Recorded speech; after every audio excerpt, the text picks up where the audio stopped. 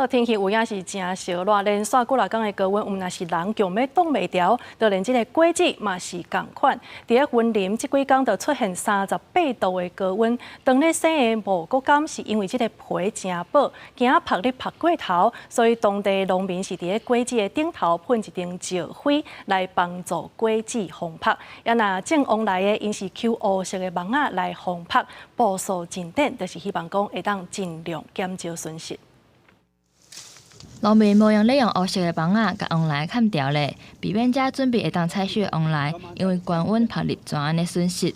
云林种往来农民讲，最近小连续出现38度的高温，有一些往来就因为安尼晒着伤，所以平常时在日的工课就爱做好势。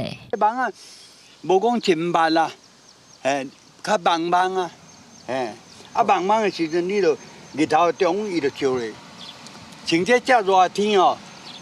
差不多1、2点钟，伊就变成安尼啊。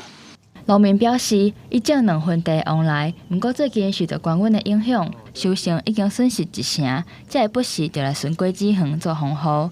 也若无骨柑仔园，农民是已经铺一层石灰粉来防止晒日，就是惊日头晒过度会生斑，影响外观。若无喷这就无效啊，拢叫晒伤去啊。这就是爱喷这个叫做钙粉。